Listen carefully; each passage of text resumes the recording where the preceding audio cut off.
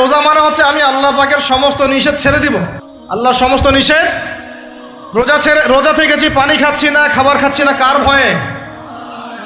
গোসল করার সময় এক ঢোক পানি খেলে কে দেখবে? এই চেতনা তখন কাজ করে, তখন কাজ করে না? চুপ করে এক লোকমা ভাত খেলে কে দেখবে? কেউ দেখবে?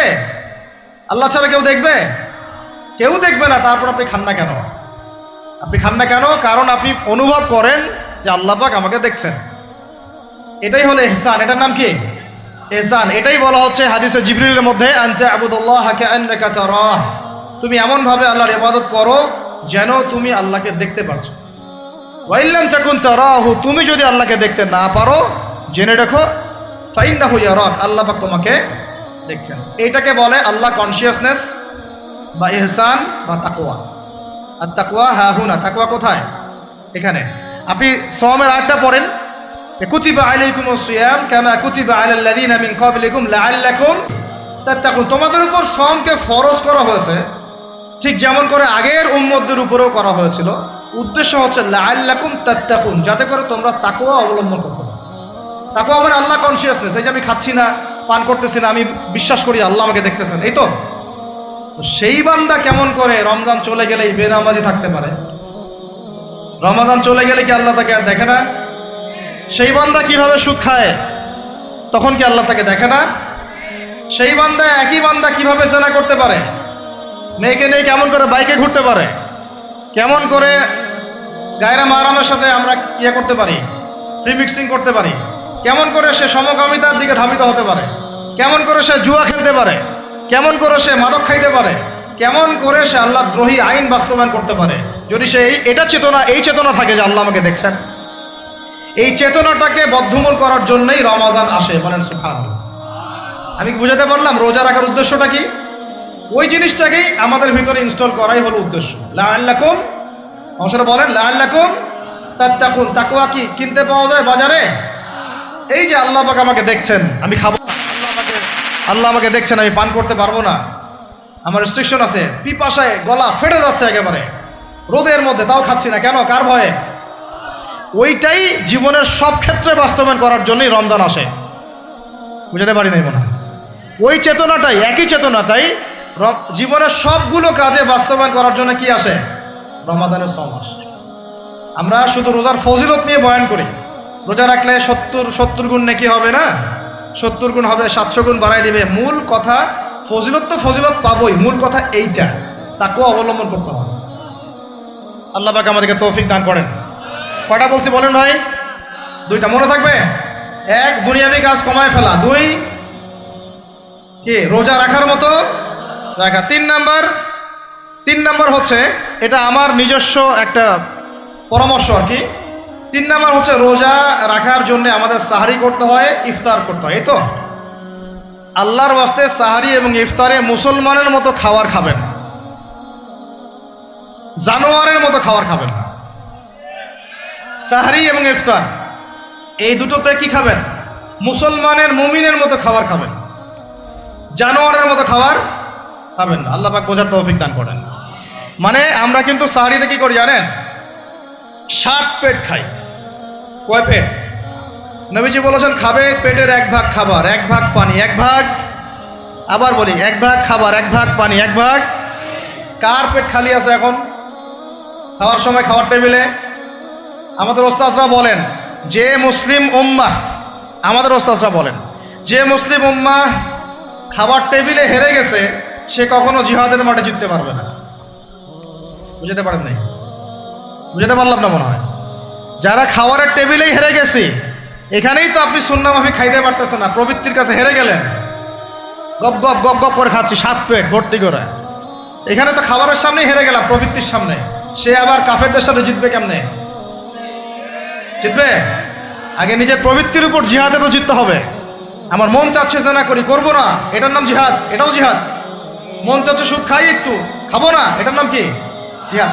মন চাচ্ছে নামাজ না পড়ি, ঘুমায় থাকি, মন চাচ্ছে না, মন বলতেছে ঘুমাই ঘুমাই ঘুমাই, কিন্তু নামাজ পড়তে হবে। এই যে উঠলাম, অজু করলাম, গেলাম, এর নাম কি? এটাও এক প্রকার কি? বরং নফসের সাথে জিহাদটা অনেক বড় জিহাদ বলা হয়েছে, বলা হয় নাই? এটা মানুষকে শক্ত করবে। একটা মেয়ে সেটা প্রেম করতে মন চায়, করবো না, ওকে দেখবোও না, যাবো না কাছে, এটা এটা শক্ত থাকার নাম কি? এটা মনে নফসের সাথে কি বুঝেন? আল্লাহ পাক আমাদেরকে নফস শক্ত করার তৌফিক দান করেন। তো ভাই, খাবার ইফতারেও এভাবে সাত পেট খাবেন না, সারিতেও খাবো না, কথা করি তো ইনশাল্লাহ। শোনেন, পরিমিত খাবেন, পুষ্টিকর খাবার খাবেন, পরিমিত খাবেন কিন্তু পুষ্টিকর খাবার খাবেন, তাহলে যথেষ্ট হবে ইনশাল্লাহ। আর এখনকার যে খাবার, এতে বেশিরভাগই ভেজাল। যত বেশি খাবো তত দ্রুত অসুস্থ হব। তো এই যে আমরা দিন দিন যে দুর্বল হয়ে যাচ্ছি, বুঝতে পারতেছেন না আপনারা? এটা দিন দিন যে আমরা আগের জেনারেশনের মতো শক্ত না। আমাদের দাদারা, তার দাদারা যেরকম স্ট্রং ছিলেন, আমাদের ইয়াংরাও কিন্তু অত স্ট্রং না। একটা ইয়াং ছেলেকে আপনি এখন 50 বছরের একজন মুরব্বীর সাথে পাঞ্জা লাগায় দেন, পারবে না, ওই চাচাই জিতবে।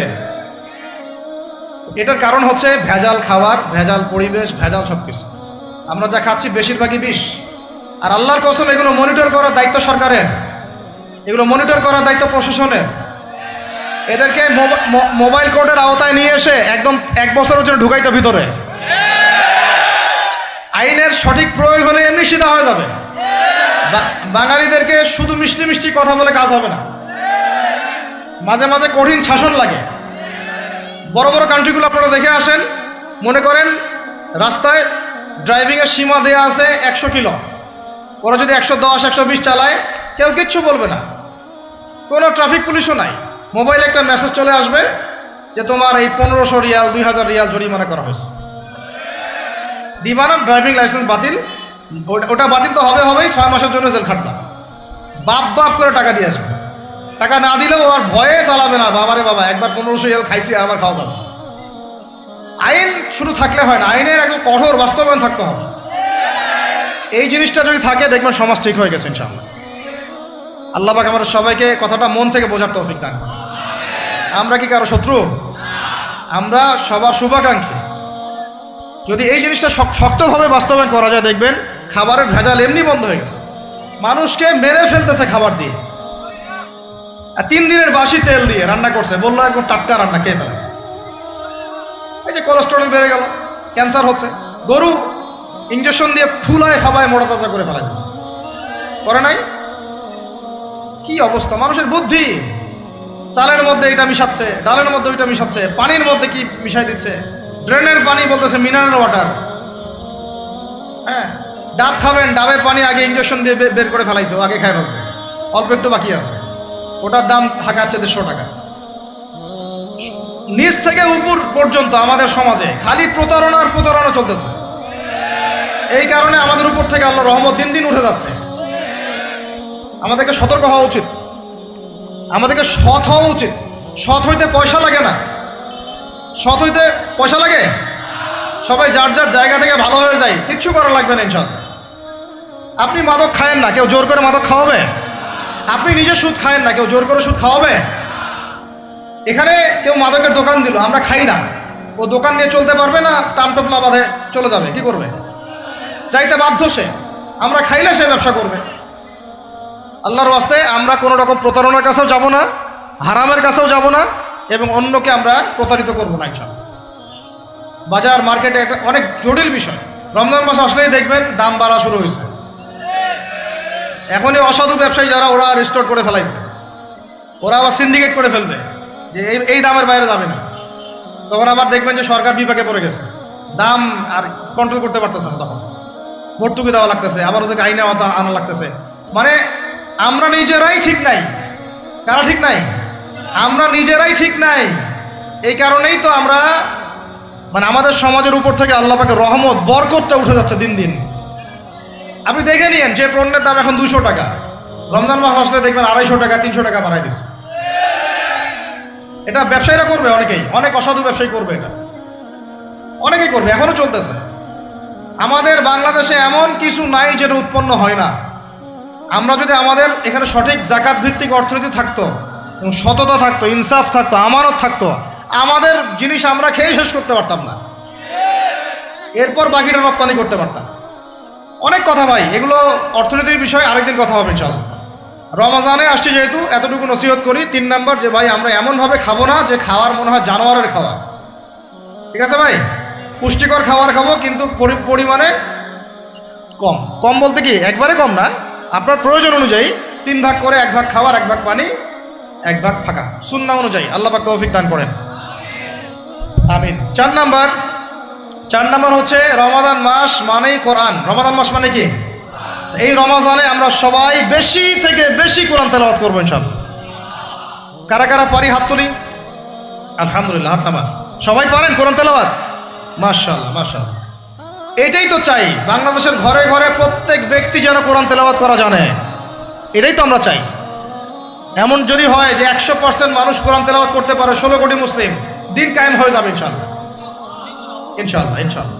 ভিতরে কাজগুলো করেন, আল্লাহ পাক তৌফিক দান করেন। তো ভাই, কোরআন আমরা রমজানে বেশি থেকে বেশি পড়বো ইনশাআল্লাহ ভাই, ঠিক আছে? যারা পারি না একটা লিমিট ফিক্স করি, কমপক্ষে দিনে 1 পারা, দিনে কমপক্ষে 1 পারা, তাহলে 30 দিনে 1 খতম হবে।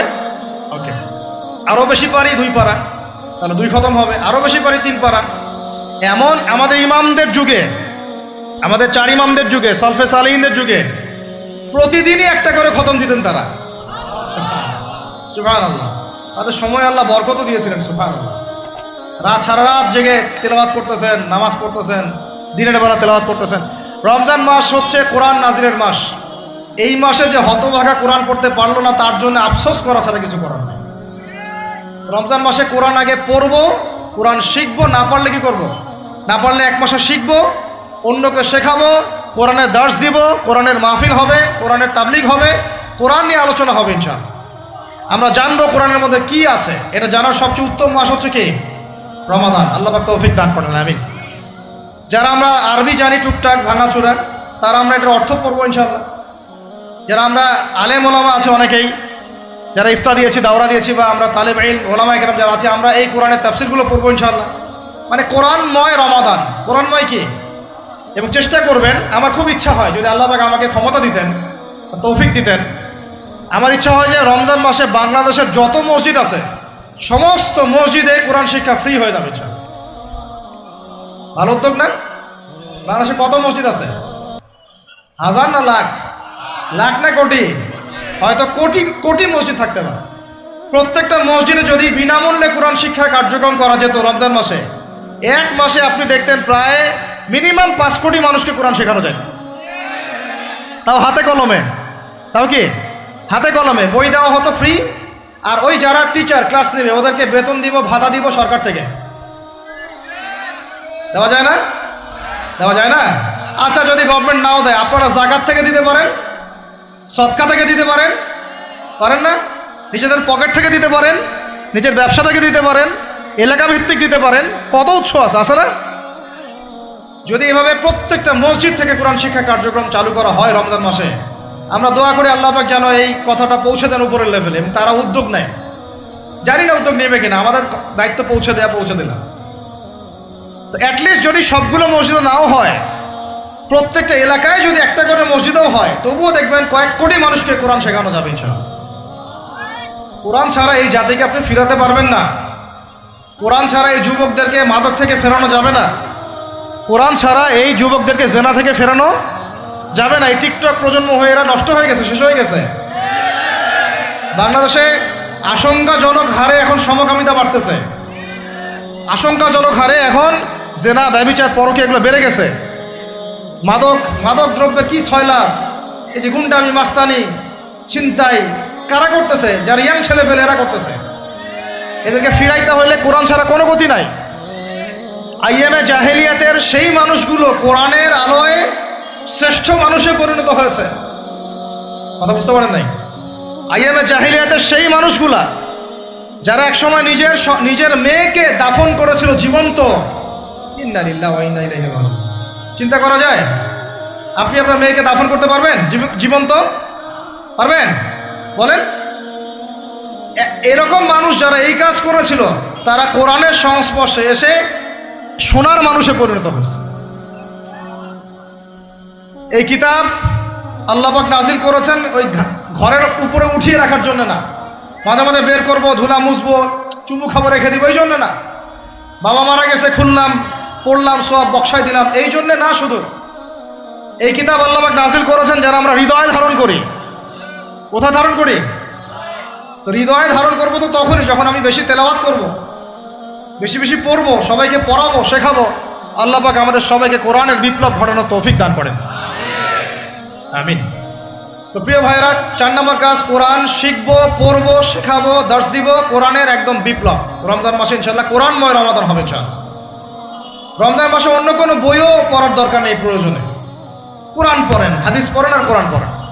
কোরআন এবং হাদিস, অন্য কোনো বই, বিষয়ভিত্তিক বই পড়ার দরকার নাই। আর অ্যাটলিস্ট 1 মাস আপনি না পড়েন।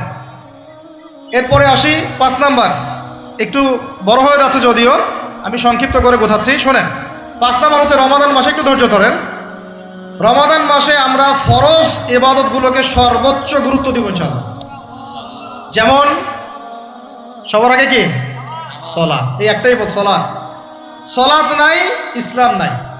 সালাত নাই, সে ব্যক্তি মুসলিম না। সোজা কথা শোনেন, সালাত অস্বীকার করে সে ব্যক্তি মুসলিম না। নবীজি বলছেন, মান তারাকা সালাতান মুতাআম্মিদান ফাকাদ কাফারা। কেউ যদি ইচ্ছা করে সালাতকে অস্বীকার করে, ছেড়ে দেয়, সে ব্যক্তি কি হয়? কাফারা, কুফরি করে। সালাত না পড়ার কারণে ইমামগণ বলেছেন তাকে মুসলমানদের কবরস্থানে দাফনও করবে না। কোন কোন ইমাম বলেছেন তাকে জানাজাও দিবা না। কোন কোন ইমাম বলেছেন তাকে জেলখানায় বন্দি করে রাখবা। কোন কোন ইমাম বলেছেন তাকে মৃত্যুদণ্ড শাস্তি দিবা।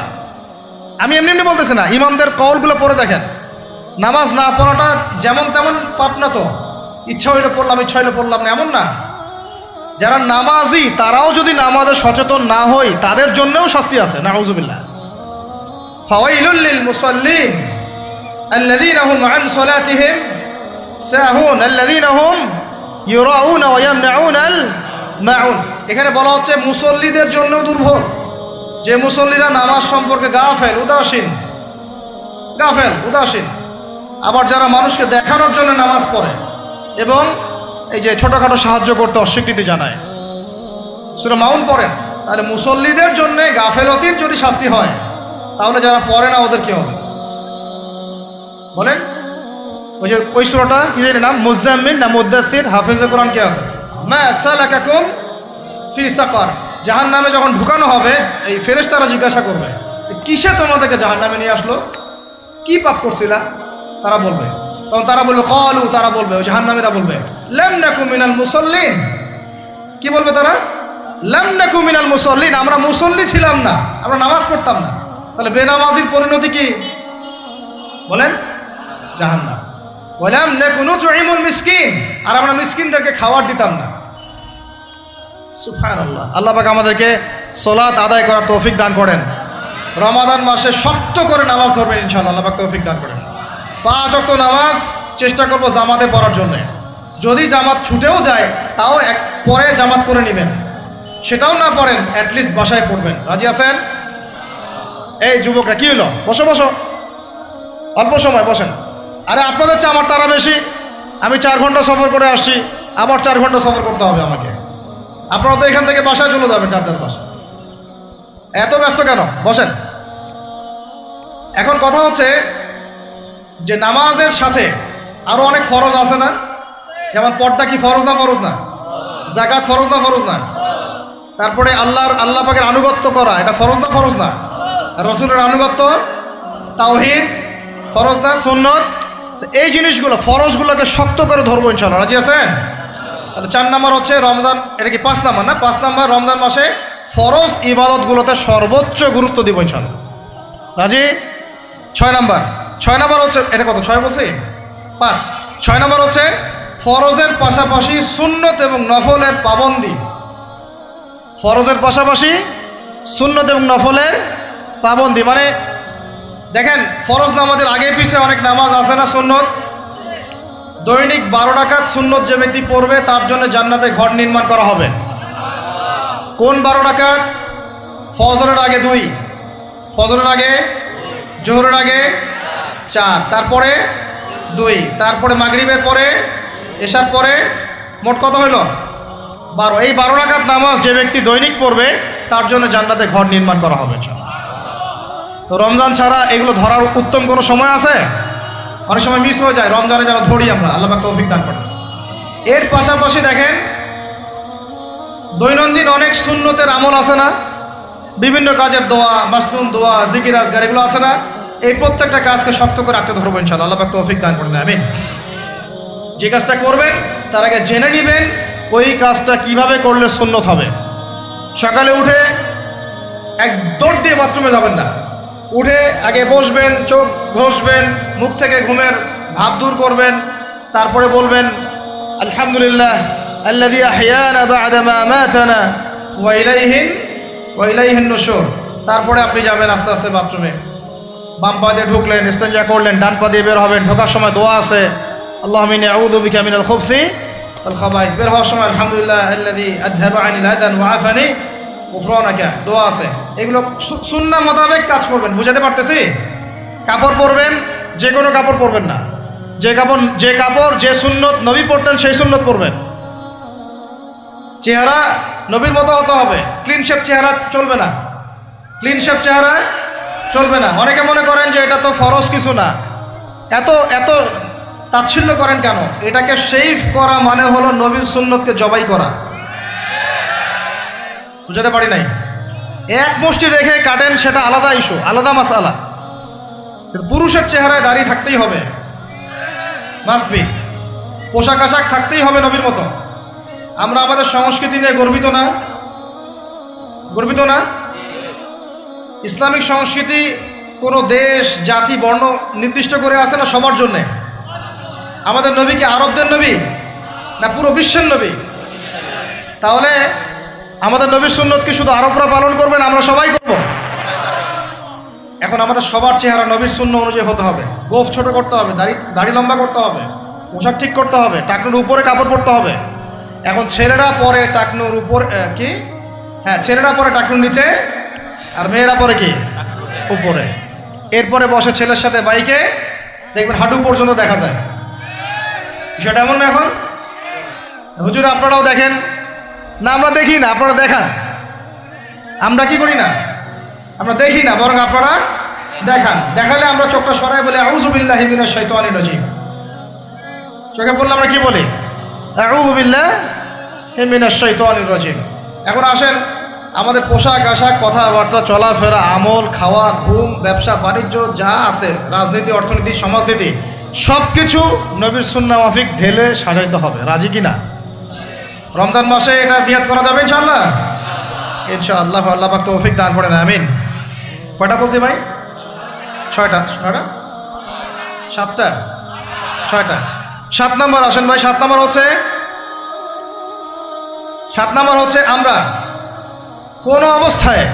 কোনো অবস্থায় হারাম কোনো রিজিকে যাব না। রাজি? রোজা রাখতেছেন, ইবাদত করতেছেন, নামাজ পড়তেছেন, তারাবি পড়বেন, অনেক কিছু করবেন। এবার এদিকে রিজিকে সুদ, এদিকে রিজিকে ঘুষ, রিজিকে এখানে দুর্নীতি, এখানে করাপশন, এখানে বাপে কম দেওয়া, একটা ইবাদতও কবুল হবে না। হারাম রিজিক থাকলে বিশ্বাস করেন, আমি এমনি কথা বলতেছি না। নবী সাল্লাল্লাহু আলাইহি ওয়াসাল্লাম বলেছেন ইন্নাল্লাহা তাইয়্যিব লা ইউকবালু ইল্লা তাইয়্যিব।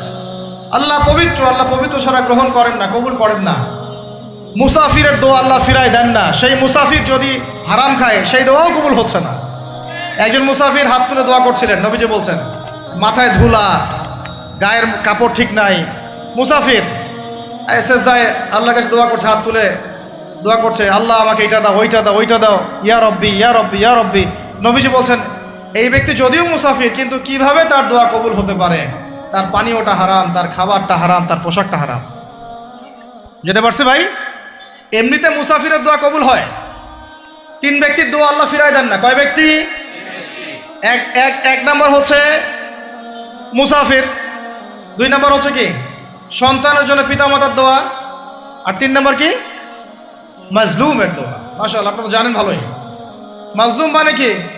যার উপর জুলুম করা হয়, যার উপর জুলুম করা হয়েছে। আমরা এখন কিন্তু সবাই মাজলুম, তাই না ভাই? পুরো মুসলিম উম্মাই এখন মাজলুম। ইনশাআল্লাহ এই অবস্থা থাকবে না। ইনশাআল্লাহ জালেম যেখানে জুলুম করবে এর পতন হবে। সমস্ত জালেমদের পতন বিশ্ব থেকে হবে ইনশাআল্লাহ। এটা সময়ের ব্যাপার। কিসের ব্যাপার? আল্লাহ পাক পরীক্ষা করছেন আমাদেরকে। ইসরায়েল সারা জীবন বোম মারতে থাকবে না ইনশাআল্লাহ তাআলা। ফিলিস্তিনের মা বোনরা এভাবে ধর্ষিত হবে না ইনশাল্লাহ। একদিন ওই বাচ্চারা বড় হবে, ওরা যুদ্ধ করবে ইনশাল্লাহ। এই ভাইরা যাদেরকে মারা হচ্ছে, এই এই লীলা খেলা চলবে না ইনশাআল্লাহ। ইনশাআল্লাহ তাআলা এই হাদিসের উপর বাস্তবায়ন হবে। কোন হাদিস? নবীজি বলেছেন, লা তুকাতিলুন্নাল ইয়াহুদ, তোমরা অবশ্যই এই জালেম ইহুদিদের সাথে যুদ্ধ করবেই। ওয়ালা তাকতুলুন্নাহুম, তোমরা অবশ্যই এদেরকে হত্যা করবেই। এমনকি ওরা পাথরের পিছনে লুকালেও, হাত্তা ইয়াকুলুল হাজার ওয়াশ শাজার, পাথর গাছ কথা বলা শুরু করবে।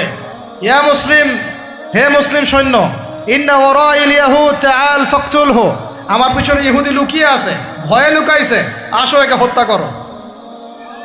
কে বলবে? পাথর গাছ কথা বলবে। এটা গাল গল্প রূপ কথা না। এখন যা দেখতেছেন এগুলো চিরস্থায়ী নয়।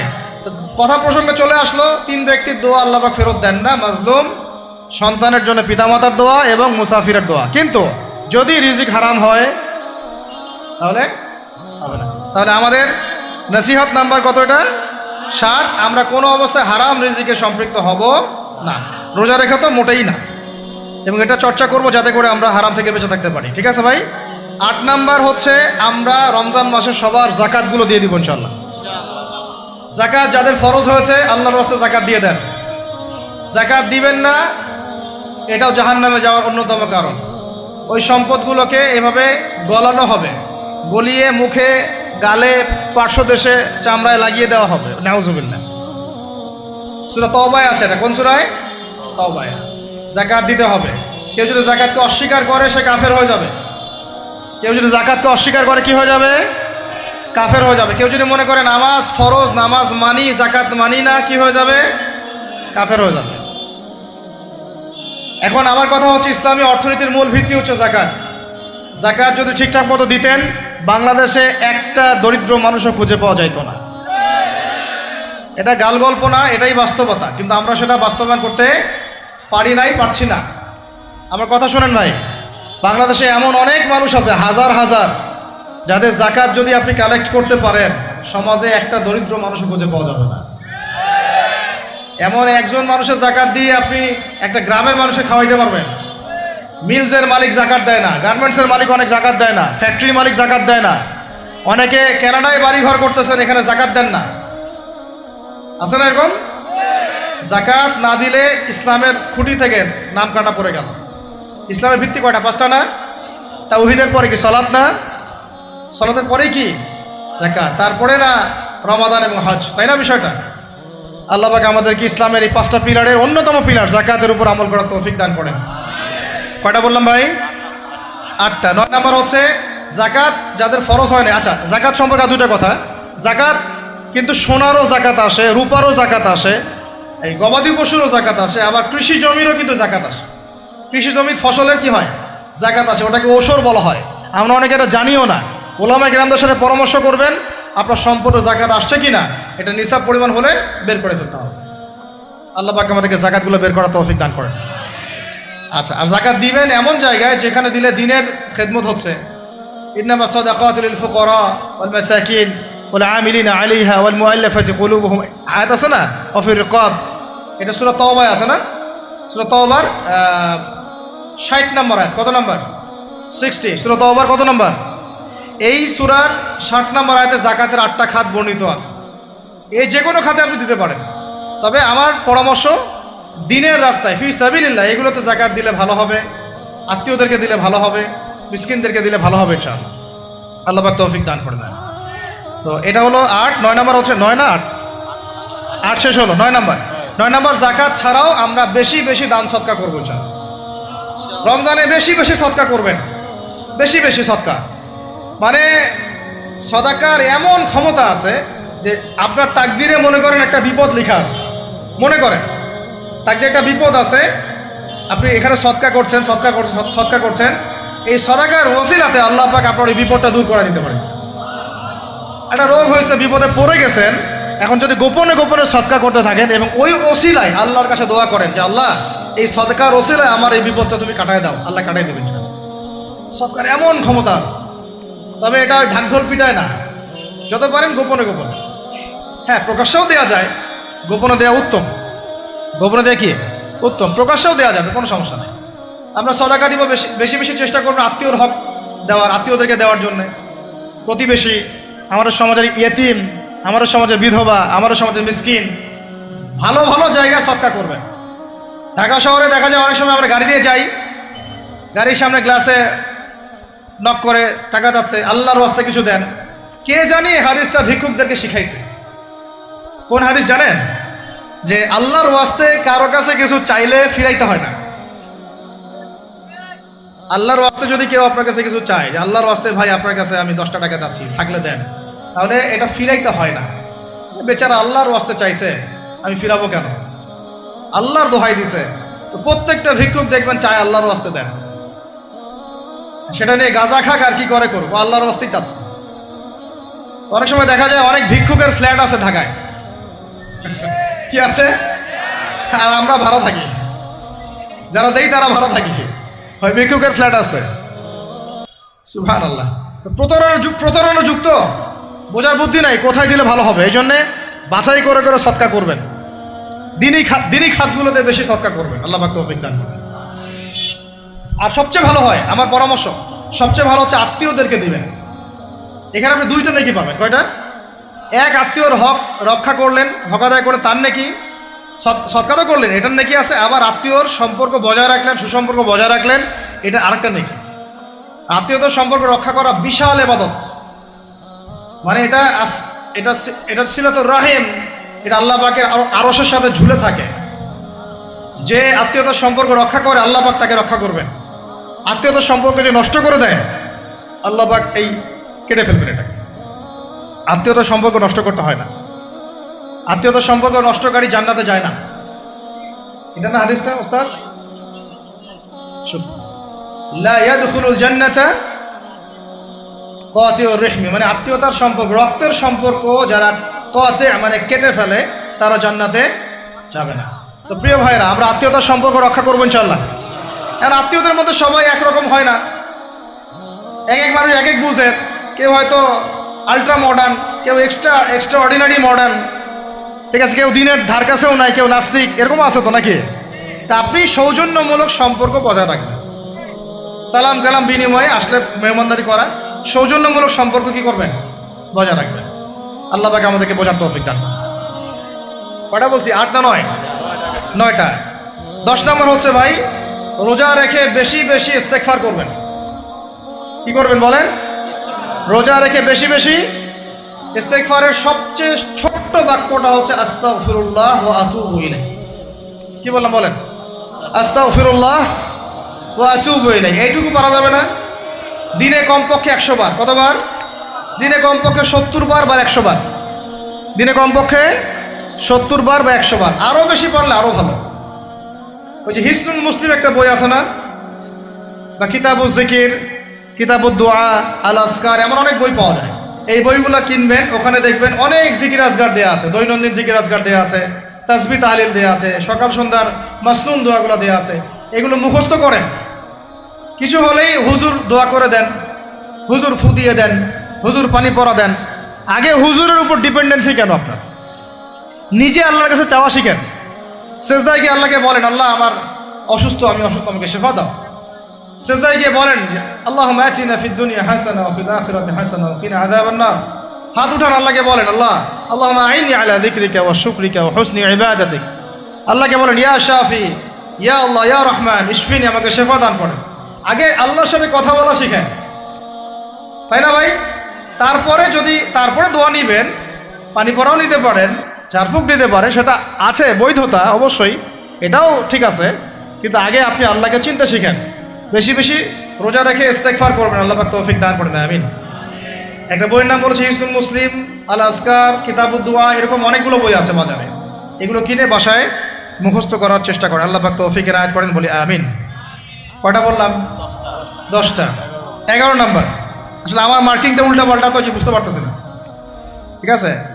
11 নম্বর হচ্ছে, শোনেন, 11 নম্বর হচ্ছে, দেখেন, কোরআন খুলবেন, দেখবেন প্রথমে রোজার প্রসঙ্গ যেখানে আসছে, কুতিবা আলাইকুমুস সিয়াম, সেখানে আগে আসছে সিয়ামের কথা, তারপরে আসছে শাহরুর রমাদান আল্লাযী উনজিলা ফীহিল কোরআন, কোরআনের কথা, তারপরে আবার আসছে ওয়াইদা সাআলাকা ইবাদি আন্নী ফাইন্নী করিব, দোয়া করার কথা। সুবহানাল্লাহ, কিসের কথা? প্রথমে আসছে রোজা রাখার কথা, তারপরে কোরআনের কথা, তারপরে আল্লাহর কাছে কি করার কথা? দোয়া করার কথা। যখন আমার বান্দারা তোমাকে জিজ্ঞাসা করে, যে আমার সম্পর্কে জিজ্ঞাসা করে, ওয়াইদা সাআলাকা ইবাদি আন্নি, বলো ফাইন্নি করিব, আমি কাছেই আছি, উজিবু দাওয়াত দাঈ ইযা দাআন, দোয়াকারী যখন দোয়া করে আমি তার দোয়া শ্রবণ করি। সুবহানাল্লাহ। ফালিয়াস্তাজিবু লি ওয়াল ইউমিনু বি, আমি তার দোয়া শুনি, অতএব সেও যেন আমার কথা শুনে। সুবহানাল্লাহ। এবং আমার প্রতি ঈমান নিয়ে আসে। তাহলে রোজা রেখে বেশি বেশি কি করব বুঝে ফেলছেন? কি বলেন? দোয়া করবেন। কোরআনের পরে কিসের কথা আসছে? রোজাদারের দোয়া ফেরত দেওয়া হয় না। দোয়া কবুল হওয়ার অন্যতম একটা অস্ত্র হচ্ছে রোজা রেখে দোয়া করা। কেমন করে ফেরত দিবে? আল্লাহর জন্য আমরা না খেয়ে আসি, তাই না? আল্লাহ পাকের মায়া হবে না, দয়া হবে না? আমার বান্দা না খেয়ে আছে, আমার বান্দা পানি ত্যাগ করছে, আমার বান্দা স্ত্রী সহবাস ত্যাগ করছে, হালালগুলো ছেড়ে দিয়েছে আমার জন্যে, তা আমি কেন তার দোয়া? অবশ্যই আল্লাহ পাক উপযুক্ত মনে করলে দোয়া কবুল করবেনই করবেন ইনশাআল্লাহ। দোয়া করার পদ্ধতি জানতে হবে। হারাম খাওয়া যাবে না, শিরিক করা যাবে না, বেদাত করব না। ইনশাআল্লাহ দোয়া করার আগে আল্লাহর প্রশংসা করব, নবী সাল্লাল্লাহু আলাইহি ওয়াসাল্লামের প্রতি দরুদ পড়ব। ঠিক আছে? দোয়া কবুলের সময়গুলো বেছে বেছে দোয়া করব, ইনশাআল্লাহ দোয়া কবুল হবে। আল্লাহ পাক আমাদেরকে রোজা রাখা অবস্থায় বেশি বেশি দোয়া করার তৌফিক দান করবেন। কটা হচ্ছে? 11। 12 নম্বর হচ্ছে রমজান মাসে তারাবির নামাজ জামাতে পড়ব। কি বললাম বলেন? রমজান মাসে সালাতুত তারাবি জামাতে পড়ব। এখন আমি আরো 3টা কথা বাড়াই দিচ্ছি। কেউ হজম করতে পারলে করেন, যদি না করতে পারেন বদহজম হয়ে যায়, কিছু করার নাই। বদহজম যদি হয়ে যায় পরে আমাদের সাথে মাদ্রাসায় এসে বসেন, কিতাবপত্র খুলে দেখাবো, কথা হবে ইনশাআল্লাহ। ঠিক আছে? অনলাইন গরম করার দরকার নাই। রমজান মাসে আমরা তারাবির নামাজ পড়বো ইনশাআল্লাহ জামাতে। কোথায়? জামাতে ইনশাআল্লাহ। 1। 2 নম্বর, তারাবির নামাজ পড়বো 20 রাকাত। কত রাকাত? 20 রাকাত। আর যদি বলেন যে আমি ভাই কম পড়ি, পড়েন আপনি বাসায়, কোনো সমস্যা নাই। আপনি আপনার মতো করে বাসায় পড়েন, কোনো সমস্যা নাই। যদি ওমর রাদিয়াল্লাহু আনহু এর উপর আমল করে থাকেন, আমার আমল করতে কোনো সমস্যা নাই। যদি উসমান রাদিয়াল্লাহু আনহু 2 আযান চালু করে থাকেন, তাহলে আমার আমল করতে কোনো সমস্যা নাই। ওই যে হাদিসটা বলেছিলাম প্রথমে, কে নাজাত প্রাপ্ত ফেরকা? মা আনা আলাইহি ওয়া আসহাবি, আমি আর আমার সাহাবীরা যার উপরে আছি। আরেকটা হাদিস কি?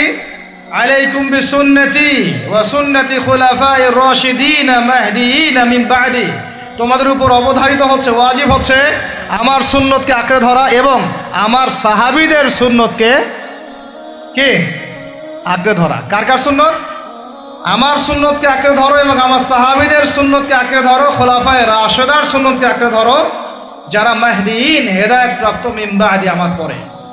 সাহাবায়ে কেরাম যদি কিছু চালু করেন, আমল করতে কোনো দোষ নাই, বরং এটাই হচ্ছে সুন্নতের আরো শ্রেষ্ঠ অনুসরণ। কারণ আমি তো ওমরের চেয়ে বড় পরহেজগার হইতে পারবো না। পারবেন? তাহলে আমি তো উসমানের চেয়ে দিন বেশি বুঝি না। তিনি যদি 2 আযান চালু করতে পারেন, তাহলে আমি তাকে বেদাতি বলতে পারি না। নাউযুবিল্লাহ। যদি আমি তাকে এভাবে শব্দ প্রয়োগ করা হয়েছে বাংলাদেশে, উসমান রাদিয়াল্লাহু আনহু যদি 2 আযান চালু করে থাকে, ওটা বেদাত হয়ে গেছে। নাউযুবিল্লাহ। বলেন নাউযুবিল্লাহ। সাহাবীরা কিছু চালু করলে যদি বেদাত হয়, তাহলে সুন্নত হবে কি? তাহলে সুন্নত কোনটা হবে? তাহলে এই ব্যক্তি এরকম কথা যদি কেউ বলে থাকে, তাহলে তার উচিত হবে এখনই রুজু করে ফিরে আসা, অহংকার না করা, হঠকারিতা না করা, এখনই ইস্তেগফার করে তওবা করে ফিরে আসা। আল্লাহ মাফ করে দিবেন ইনশাআল্লাহ। আর এর উপর হঠকারিতা থাকে না, ওসমান রাদিয়াল্লাহু আনহু যদি 2 আযান চালু করে থাকে, তিনি ভুল করেছেন, তিনি বেদাত করেছেন, নাউযুবিল্লাহ।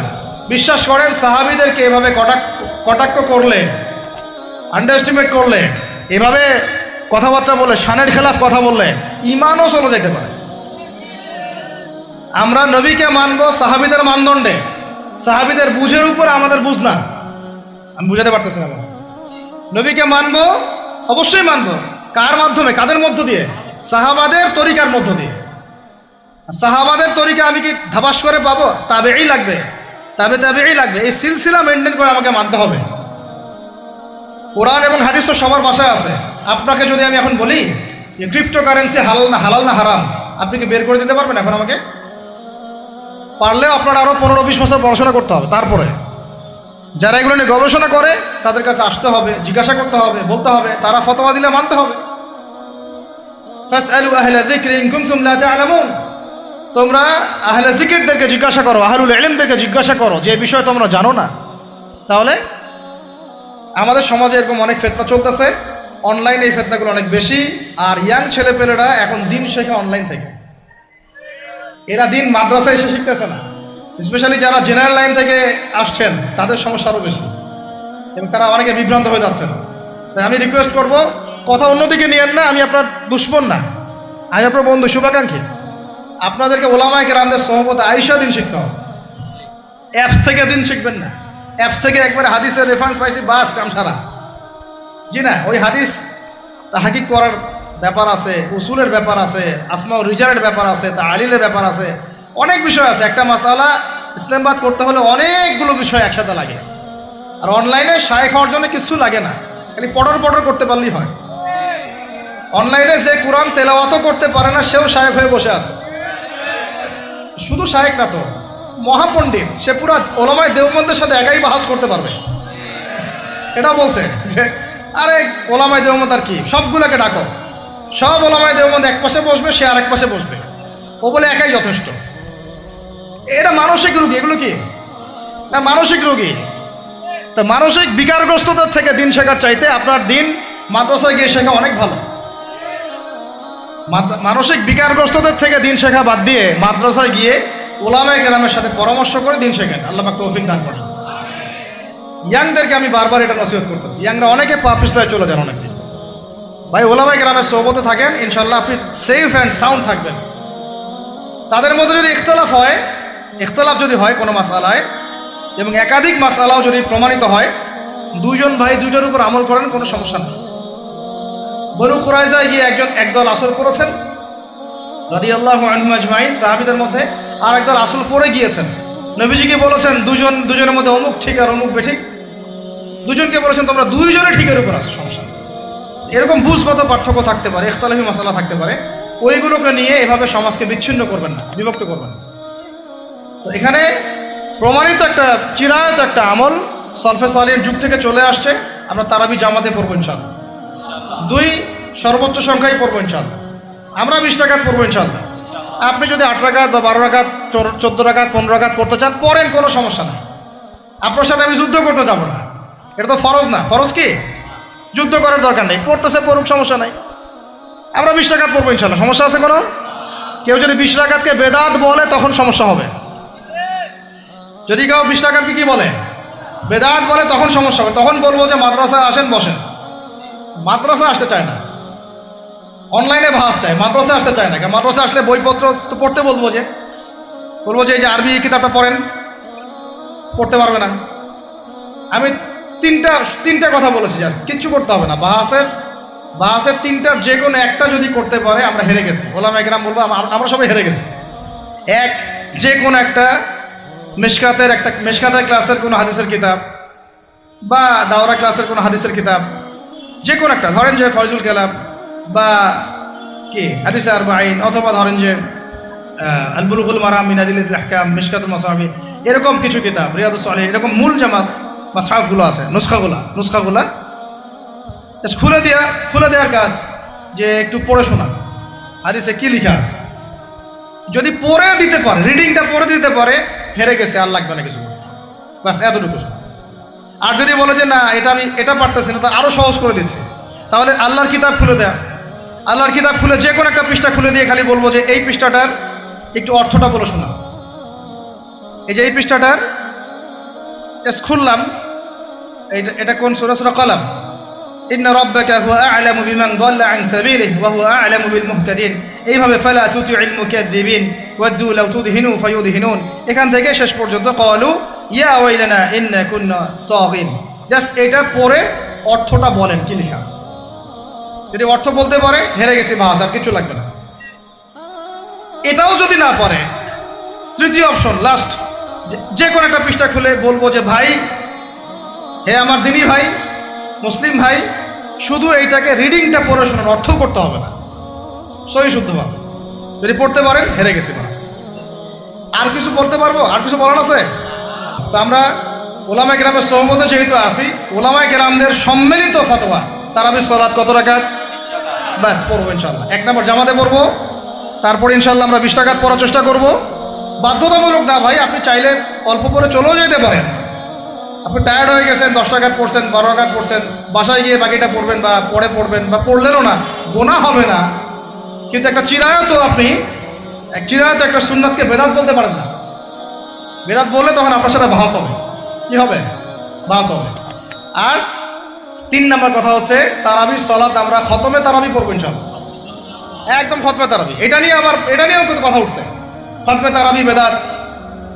আরে ভাই, রমজান মাসে যদি কোরআন খতম না দেয়, কোন মাসে খতম দিবে? এখনো তো মক্কা মদিনায় আপনি দেখবেন কি হচ্ছে, খতমে তারাবি এখনো ওখানে হচ্ছে। ওখান থেকে জোরে আমিন নিয়ে আসতে পারেন, 20 টাকার তারাবি আনতে পারেন না? ওখান থেকে আপনি রফুল ইয়াদাইন নিয়ে আসতেছেন, ঠিক আছে, ওকে ফাইন, আমরা কোনো ঝগড়া করতেছি না, এটা আছে, দলিল আছে, আমল করুক, সমস্যা নাই। কিন্তু আপনি সেখান থেকে খতমে কোরআন নিয়ে আসতে পারতেছেন না। আমরা কিছু নিব না, এমন কেন হচ্ছে? কে বলছে যে তারা কোনো মাযহাব ফলো করে না? তারা হাম্বলি ফিক ফলো করে, চলে। তারা একটা নির্দিষ্ট এবং 4 মাযহাবের 4টা ফিকহের ব্যাপারে তারা উদার। বড় বড় বিশ্ববিদ্যালয়গুলোতে 4টা মাযহাবের গভীর পড়াশোনা করানো হয়। এরপরে যদি কেউ মুস্তাহিদ হয়ে যায়, সে তখন ইজতিহাদ করে চলবে ইনশাআল্লাহ। কিন্তু ওই রকম দাবি কয়জন করতে পারে যে আমি মুস্তাহিদ হয়েছি? তো আল্লাহ পাক আমাদেরকে তৌফিক দান করেন, এগুলো কথা বোঝার তৌফিক দান করেন। এগুলো বলতে চাইনি, প্রসঙ্গ এসে গেল, বলে ফেললাম। এখন ভাই বলেছি তারাবির নামাজ জামাতে, খতমে তারাবি চেষ্টা করব ইনশাআল্লাহ 20 রাকাত পড়ার। আল্লাহ পাক তৌফিক দান করেন। কত বললাম ভাই? 12 আর 3টা 13, 14, 15। 13 হচ্ছে শেষ রাত্রেও কিছুটা সময় হলেও আল্লাহকে ডাকার চেষ্টা করেন, সুন্নত নফল কিছু পড়ার চেষ্টা করেন, দোয়া করেন, কিছু কোরআন তেলাওয়াত করেন। ওই সময় আল্লাহ পাকের রহমত নেমে আসে। আল্লাহ পাক আহ্বান করতে থাকেন, কে আছো আমার কাছে চাইবা, কে আছো আমাকে ডাকবা, কে আছো আমাকে আমার কাছে কিছু চাইবা, ডাকবা, ক্ষমা প্রার্থনা করবা, আমি তোমাকে ক্ষমা করে দিব, আমি তোমাকে যা চাও তাই দিব, আমি তোমার ডাকে সাড়া দিব। এইভাবে আল্লাহ পাক ফজর পর্যন্ত বলতে থাকে। ইনশাআল্লাহ এটাকে কিয়ামুল লাইল করবেন, তাহাজ্জুদ পড়বেন। এটা তাহাজ্জুদ আপনি এমন না যে আপনি তারাবি পড়েছেন বলে পরে নামাজ পড়তে পারবেন না, এমন না কিন্তু বিষয়। আপনি পরেও শেষ রাত্রেও নামাজ পড়তে পারবেন ইনশাআল্লাহ। আল্লাহ পাক তৌফিক দান করেন, আমিন। 13 হয়েছে, 13 শেষ। 14 হচ্ছে ভাই, যদি সামর্থ্য থাকে রমজান মাসে একটা ওমরা করে আসে। যদি সামর্থ্য থাকে, সবার তো সামর্থ্য নাই, কিন্তু যদি সামর্থ্য থাকে রমজান মাসে একটা ওমরা করে আসতে পারেন। আল্লাহ পাক যারা নিয়াত করেছে ওমরা করার, আল্লাহ পাক করার তৌফিক দান করেন। আর যারা আল্লাহর ঘর দেখে নাই, আল্লাহ পাক সবাইকে দেখার তৌফিক দান করেন। যারা হজ ফরজ হয়েছে অবিলম্বে হজ করার তৌফিক দান করেন। আল্লাহ পাক আমাদের সবাইকে ফরজ হজ আদায় করার তৌফিক দান করেন। এবং যাদের সামর্থ্য আছে, আল্লাহর মাকবুল বান্দা, তাদেরকে আল্লাহ পাক বেশি বেশি আল্লাহর ঘর জিয়ারত করার তৌফিক দান করেন, আমিন। তো ওইখানে না গেলে ভাই ইসলামের অনেক কিছু বোঝা যায় না, মন থেকে উপলব্ধি করা যায় না।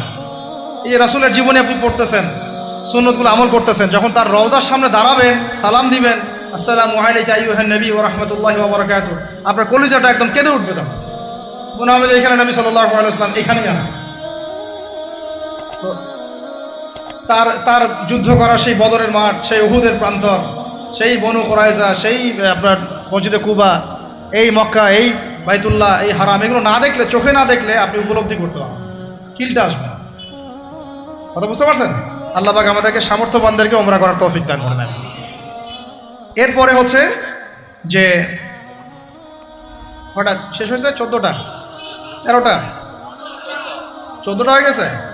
আচ্ছা, শেষটা হচ্ছে রমজানে আমরা আমাদের আশপাশের সমাজের যত দরিদ্র মানুষ আছে, অসহায় দরিদ্র ইয়েতিম, বিধবা, মিসকিন, এরকম মুসলিম যারা আছে, তাদের সবাইকে ইনশাআল্লাহ রমাদানের পণ্য সামগ্রী, খাদ্য সামগ্রী বিতরণ করবো ইনশাআল্লাহ।